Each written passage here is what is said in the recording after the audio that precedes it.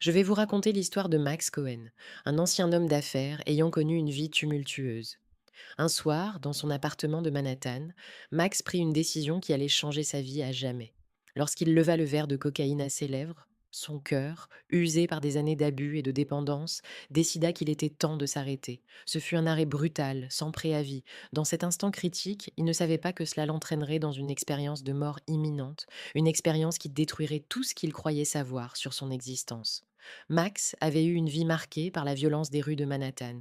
Il avait grandi sans père, sa mère s'épuisant à travailler pour subvenir aux besoins de sa famille. À 14 ans, frustré par le manque d'opportunités, Max se détourna des voies légales et entra dans le monde du trafic de drogue, une décision qui allait le consumer pendant 3 décennies. Il ne voyait pas les ravages que sa vie de dealer causait autour de lui, car il avait appris à ignorer la souffrance des autres pour se protéger de sa propre culpabilité. Dans ces années de gloire, Max avait réussi à construire un empire de la drogue, menant une vie de pouvoir et d'influence. Cependant, malgré l'argent et le statut, il ne connaissait pas la paix. À l'approche de ses 70 ans, alors qu'il se retrouvait seul dans un appartement où les souvenirs de son passé l'assaillaient, il fut rattrapé par une profonde solitude et un vide existentiel qui ne le quittait jamais. Il avait tenté de remplir ce vide par l'argent, la fierté et le respect, mais rien n'y avait fait. Le jour fatidique arriva alors qu'il était seul. Sa voisine Sophia, une jeune femme instable qui lui avait montré une gentillesse inattendue, avait quitté son appartement après avoir veillé sur lui. Ce soir-là, tandis qu'il ingérait la drogue, son cœur cessa de battre. 5 minutes plus tard, Sophia ressentit quelque chose d'anormal et utilisa sa clé pour entrer, appelant les secours. Les médecins travaillèrent pendant 13 longues minutes avant que son cœur ne redémarre. 13 minutes où Max ne fut plus dans cet appartement. À ce moment-là, Max se retrouva dans un espace étrange, flottant au-dessus de son propre corps, observant la scène avec un calme inexplicable. Il fut ensuite propulsé dans un vide immense, où il perçut une mélodie indescriptible, chargée de vérités profondes. Puis, il se retrouva face à face avec une figure qu'il reconnaîtrait plus tard comme Jésus. Dans cette rencontre, il s'attendait à ressentir colère ou jugement, mais ce fut plutôt de la tristesse qu'il ressentit. Jésus pleurait pour lui, pour toutes les années qu'il avait passées à détruire sa vie et celle des autres. Max, cet homme qui n'avait plus pleuré depuis son enfance, se mit à pleurer comme il ne l'avait jamais fait auparavant. Chaque souvenir de souffrance, chaque prière ignorée, tout fut exposé devant Jésus. Ce moment de vérité le bouleversa. Malgré ses errements, il se sentit profondément accepté. Jésus lui révélait non seulement la douleur causée par ses actes, mais aussi la manière dont le mal pouvait s'introduire sous des apparences attrayantes.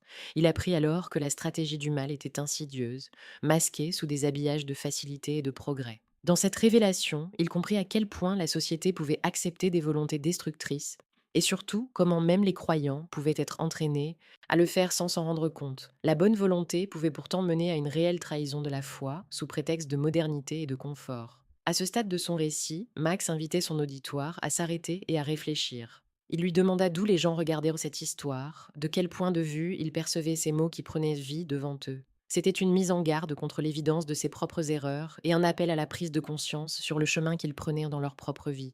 Alors, il plongea dans les détails de sa révélation, prêt à partager avec le monde entier ce qu'il avait vu et ce qu'il savait désormais.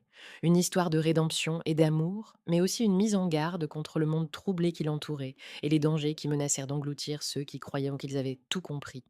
Aujourd'hui, je vous raconte l'histoire de Max Cohen, un ancien dealer dont la vie fut hantée par ses choix. Après avoir été ressuscité après 13 minutes de mort clinique, Max reçut des révélations profondes sur le système de décadence qui prévalait dans le monde, une réalité qui toucherait chacun d'entre nous. Ce qu'il savait, ce qu'il avait vécu, devint une mission, un appel à la repentance et à la prise de conscience face à la réalité du mal. Max décrivit sa rencontre avec Jésus comme un moment de bouleversement spirituel. Quand son cœur se stoppa, il était loin d'imaginer le voyage dans l'au-delà qui l'attendait. Pendant ces 13 minutes, il plongea dans une profondeur de compréhension qui transcenda l'expérience humaine.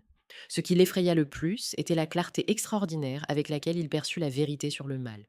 Ce n'était pas simplement une peur effroyable, mais une logique implacable et séduisante qui aurait pu l'amener à accepter des choses qu'il aurait normalement rejetées sans hésitation. La révélation principale qu'il reçut concernait la manière dont l'ennemi agit, utilisant des méthodes de séduction qui paraissent initialement raisonnables. Max se remémora son propre parcours, lui qui avait utilisé des stratégies similaires pendant des années, travaillant à piéger les gens avec des promesses de soulagement, empaquetant la destruction comme une solution. De la même manière, il était maintenant confronté à la grande tromperie de notre époque, celle qui nous obligerait à accepter le mal camouflé sous des apparences de progrès et de Commodité. Jésus lui montra comment, peu à peu, une technologie qui débutait comme un simple confort pourrait devenir essentielle et finalement indispensable. Dans sa vision, Max observa des scènes de vie où les gens, émerveillés par ces nouvelles facilités, n'étaient pas conscients de l'influence subtile qui s'exerçait sur eux. Les implants, qui semblaient innocents, facilitant les paiements, suivirent la santé, fournirent à la population un sens de sécurité illusoire. Ce qui débuta comme un simple remplacement de carte de crédit se transforma en un contrôle total sur la vie des individus. Il vit comment les églises, intégrant cette technologie dans leurs pratiques, l'adoptaient sans hésitation. Les membres des congrégations, confiants en leurs dirigeants, accueillirent cette innovation, croyant se rapprocher de Dieu à travers des moyens modernes. Aucune alarme ne retentit, car rien ne semblait en jeu, si ce n'est le désir de rendre la vie plus simple. Le piège était tendu, et même les croyants, par leur manque d'examen critique, devenirent des complices de ce qui allait suivre. Max se rappela les mots de Jésus, qui lui révélèrent avec une clarté percutante que l'ennemi n'opère jamais par la force ou la frayeur. Au contraire, il commence par le séduire avec ce qui semble être un bien pour les masses. Et tout comme la ruse du serpent avec Ève, qui l'a convainquis que Dieu lui dissimulait quelque chose, il en serait de même dans ces temps à venir. Les gens, pris dans l'euphorie des avantages immédiats, ne percevraient pas la menace jusqu'à ce qu'il soit trop tard. Au fur et à mesure que la vision avançait, Max prit conscience des effets néfastes de cette acceptation collective. Les cœurs des gens se durcissaient, leur capacité à établir une vraie connexion spirituelle s'évanouissait. La prière devenait routinière, et celui qui avait goûté à la véritable présence de Dieu commençait à se noyer dans une existence de façade. Pour eux, le vrai bonheur et la joie, qui découlèrent d'une relation authentique avec Dieu, étaient échangés contre une sensation artificielle que leur offrait la technologie. Jésus lui fit comprendre l'importance de rester vigilant. Il instruit Max sur les signaux à surveiller, des alertes sur ce qui pourrait tempérer la sensibilité spirituelle individuelle. Cette lucidité lui fut donnée non seulement pour son propre bénéfice, mais pour celui de tous ceux qui écouteraient. Son histoire. Sa mission devenait de réveiller les consciences en mettant en lumière les stratégies que l'ennemi appliquerait. La vision continua de se développer. Max vit des gens dignes de foi faire face aux conséquences de leur refus des solutions trop faciles. Ils luttaient, perdant des emplois, faisant face au rejet social parce qu'ils avaient choisi de dire non à cette mode. Pourtant, à travers cette adversité, leur foi s'affermissait. Leurs prières étaient réelles et ils expérimentèrent des miracles de provision divine. Ils comprenaient que leur sécurité ne dépendait pas des systèmes du monde, mais de la relation solide qu'ils entretenaient avec Dieu. Au milieu de cette atmosphère divergente, une communauté authentique émergeait parmi ceux qui résistaient. Max observa que ces personnes construisaient un vrai réseau d'entraide, de soutien et de partage. L'Église, telle qu'elle devrait être, se révélait dans sa splendeur, non comme une simple institution, mais comme une famille unie dans les difficultés et les joies de la vie. Max ressentit une intime connexion avec toutes ces révélations. Alors qu'il était sur le point de revenir à la réalité, il sut que sa vie ne serait plus jamais la même. En retour de cette expérience transformatrice, il se dévoua à briser le silence et à avertir les autres. Se tenant à présent comme un témoin et une personne ayant vécu sur une ligne mince entre la vie et la mort, il comprit que le devoir qui lui incombe était d'inciter chacun à se rapprocher de Dieu, à bâtir une relation personnelle avec lui, afin que personne ne tombe dans le piège de la tromperie. Je vais vous raconter l'histoire de Max Cohen, un homme dont la vie a été radicalement transformée par une expérience de mort imminente. Après avoir vécu une existence remplie d'obscurité, de choix destructeurs et de solitude, Max se trouva face à un choix crucial, embrasser la lumière ou demeurer dans les ténèbres.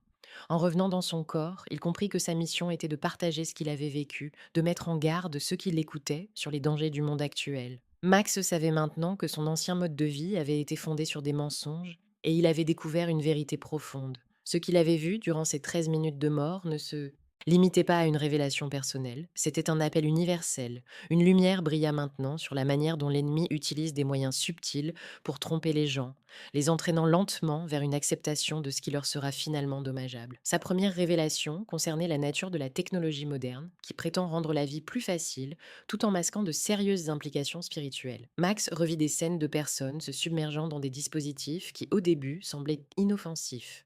Ces implants, qui prenaient des racines dans des promesses de sécurité et de commodité, seraient, en réalité, des instruments de contrôle. Les églises, qu'il avait autrefois négligées, tombèrent dans le piège, ignorant la sagesse que Jésus lui avait révélée sur la nature du mal. Max comprit que même les chrétiens pourraient être aveuglés par la facilité. Les leaders religieux, en approuvant cette nouvelle technologie, mèneraient leur congrégation à un point où la lumière spirituelle se verrait progressivement tamisée, leur connexion avec Dieu s'émoussant sans qu'ils ne s'en aperçoivent. Ils cesseraient de ressentir la conviction nécessaire pour les guider, se retrouver piégés dans un confort illusoire. L'ennemi, lui, se délectait de cette naïveté, sachant que la résistance des croyants serait endormie. Mais tout n'était pas sombre. Max vit aussi la lumière dans ceux qui refusaient de se plier à cette norme, même si ce choix entraînait des conséquences. Ces personnes, même ordinaires, se retrouvaient sur une route de foi authentique, unissant leurs forces face à la persécution et à l'incompréhension. Ils vivaient réellement leur foi, s'encourageant les uns les autres dans la prière et l'amour, construisant une communauté qui ne se contentait pas de mérés événements dominicaux, mais qui devenait véritablement une famille. Jésus avait donné à Max des outils pour reconnaître la détresse. Les parents devaient être vigilants et préparer leurs enfants à un monde façonné par des forces adverses. Les enfants, étant plus faciles à manipuler, accueillant des systèmes de croyances sans questionnement, il était crucial que les familles établissent une base solide dans leur foi, pour que nul ne puisse les ébranler dans les temps à venir. Max ressentit un profond amour de la part de Jésus, un amour qui ne jugeait pas les échecs, mais qui accueillait chaque personne. Il savait que peu importe les erreurs du passé, il y avait toujours une place pour ceux qui revenaient vers lui. Il appela alors les spectateurs à accueillir cette truth, à ne pas se sentir trop éloignés de Dieu, quel que soit leur choix antérieur. Il conclut avec une exhortation ferme à ceux qui écouteraient ces mots. Si un ancien dealer de drogue pouvait trouver la rédemption, alors chacun pouvait en faire l'expérience. Il invita ceux qui se sentaient perdus, qui recherchaient quelque chose de plus profond, à ouvrir leur cœur. Si vous sentez que vous avez fait des erreurs, sachez qu'il existe une grâce à laquelle vous pouvez accéder. Dites simplement: Jésus, je crois que tu m'aimes et que tu es mort pour moi. Je suis prêt à te suivre. Max encouragea également chacun à partager son message avec ceux qui pourraient en avoir besoin. Ce témoignage pouvait réveiller des âmes, éclairer des vies et préparer le chemin pour de véritables changements. En partageant cette vidéo, chacun deviendrait porteur de lumière dans un monde d'incertitude. Le message de Max était clair: quiconque s'approche avec un cœur sincère, même s'il a vécu dans les ténèbres, peut trouver la lumière. Jésus avait des bras ouverts, attendant que chacun prenne la décision de le suivre, en se libérant du poids du passé pour vivre dans l'espoir d'un avenir renouvelé. Que tous soient encouragés à avancer dans cette